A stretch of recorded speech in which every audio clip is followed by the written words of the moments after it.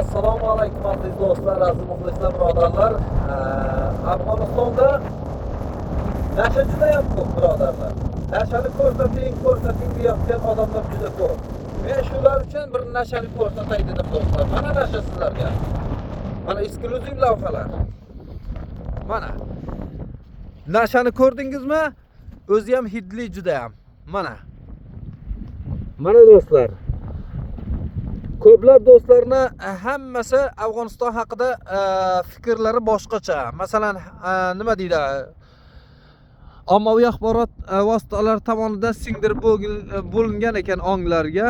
Ko'plab do'stlar shunaqa fikrdaki, Afg'oniston narkoman davlat, narkotik juda ko'p ekiladi va o'zlari ham narkoman deb o'ylashadi. Afg'oniston yo'q, unaqa emas do'stlar. Afg'oniston mutlaqo boshqa, siz bilmagan qirralari juda ko'p. Mana Afg'onistonda nima deydi?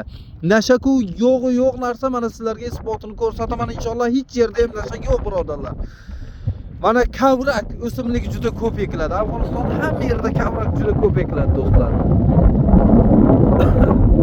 Mana ko'rib turibsiz, bu bir yeri nari berisi ko'rinmayotgan yer kavrak ekilgan.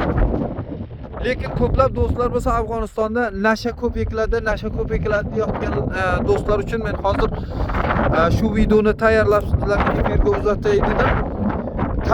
Kavrak ko'p ekanlar do'stlar. Nasha yo'q. Nasha degan narsa Afg'onistonda umuman agar nasha bilan ushlashsa ahvol chatoq bo'ladi.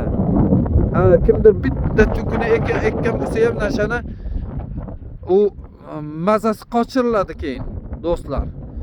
Mana nasha yo'q. Mana kavrak o'simligi Afg'onistonda hozir moda bo'lgan, juda ko'p ekishyapti. Bundan juda katta daromad olishyaptilar, birodarlar. Do'stlarga tarqating shu videoni, iltimos obuna bo'lib qo'llab-quvvatlab turinglar, birodarlar.